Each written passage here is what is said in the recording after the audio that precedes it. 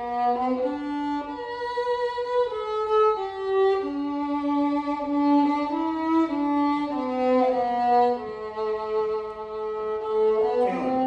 are you doing? Oh, what's up, Isaac? I've been playing Indonesia's national anthem, Indonesian Raya, because I've been learning about their plan to achieve net zero carbon emissions by 2060. Net zero emissions by 2060. What is their plan? Well, their plan is to reduce methane and nitrogen among the agriculture industry.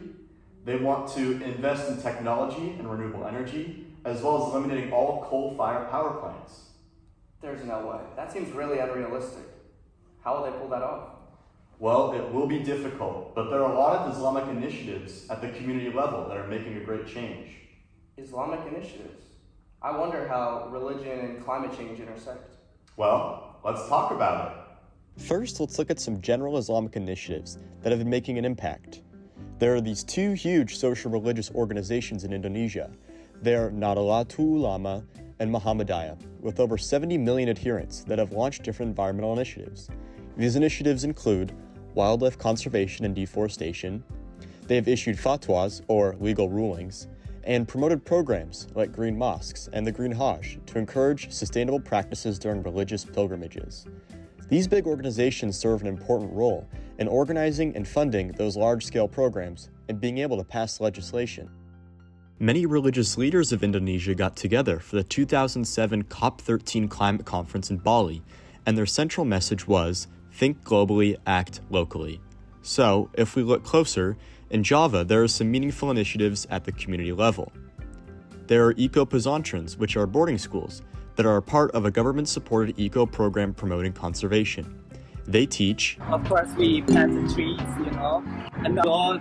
Maybe you can just modify this into be more fashionable and imply. Exactly. That's what I did. And then they do that, like for herbal medicine. Exactly. For herbal medicine and also for permaculture. Yeah. Exactly, like permaculture, and that's what we do. We try to be more relying our life to be, to the environment, to be more respect to the environment, because some people, just like I said in the earlier session, like some people just don't really care about. They don't think that it's important until they no longer have it. The eco-pesantren schools also teach the beauty in caring for the environment. Thus his statement, "You don't know what you got until it's gone." A dissertation by Yulil Amri, drawing on fieldwork at an eco-pesantren in East Java, examined how members engage in environmental initiatives such as tree planting, waste management, green schooling, and biodiesel production using local plants like Kemiri Sunan. These initiatives are influenced by a combination of religious beliefs, economic considerations, and national identity. He suggests that Indonesian Muslims are challenging and integrating religious ideologies with scientific development, resulting in a unique form of alternative modernity. The dissertation highlights how religious institutions like that of eco-pesantren can have a significant role in promoting environmental stability by meshing spiritual and material motivations. This alternative modernity can also be applied to the installation of solar panels on top of mosques. One study analyzed the effectiveness of adopting photovoltaic technology among an An-Nur mosque community in Burba village in Java.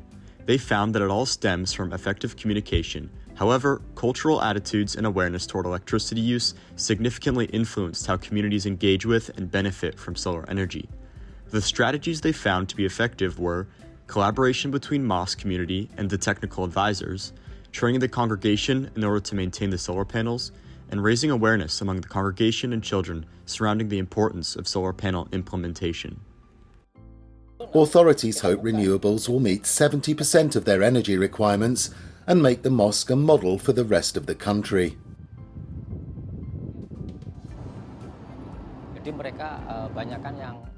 Many Indonesian mosques come here to study our solar panel system and learn how to install them in the future.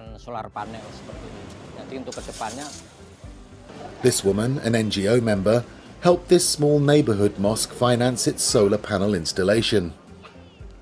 So this is the solar panels. We have 8 of them right now. Most of Indonesians are in denial of climate issues. When we talk about climate issues, I think we should go back to its root, to something that is very close to us. It's religion. a greener way of life is at the heart of education too. After school, these children study the Quran.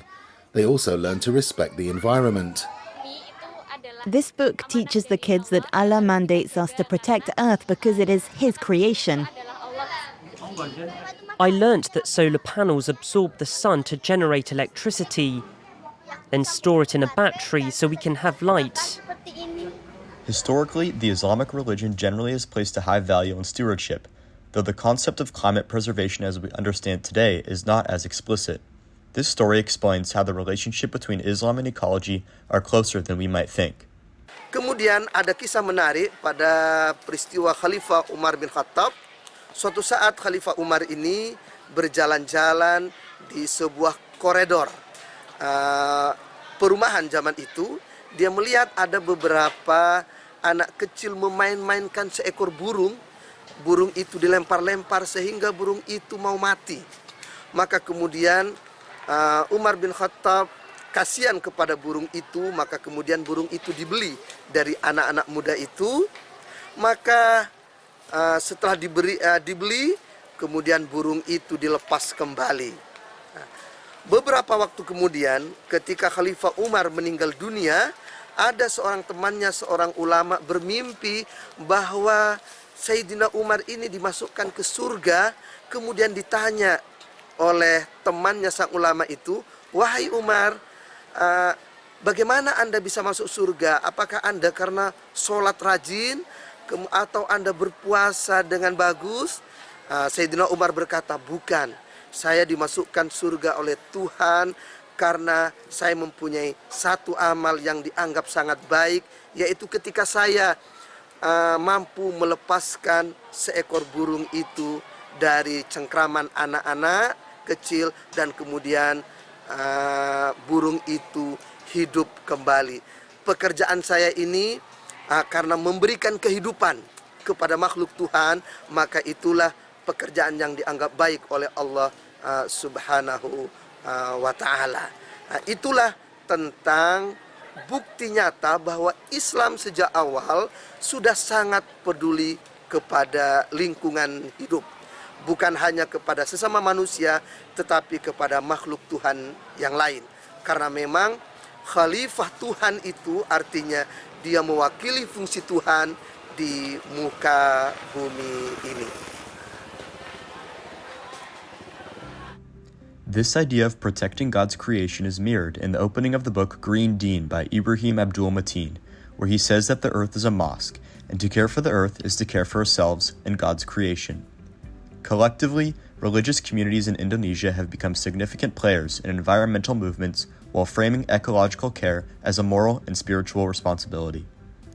Overall, Isaac, these efforts are very admirable. I commend the people of Indonesia for committing themselves to preservation and stewardship. I also find the evolution of the Islamic community to be eye-opening. Despite stewardship being a teaching of the Quran, it is daunting to make individual changes. Communities in Indonesia, and specifically Java, have found ways to make a meaningful impact through educating the youth, collaborating, and raising awareness among existing members. Even though the goal of net zero by 2060 for a whole country is difficult, I think what individuals are doing at the community level deserves to be celebrated. Wow, I never considered how much of a difference individual communities can make, despite this being a global issue. I know, it is really inspiring how they are leaning into their tradition to make it a change. Let us celebrate their efforts.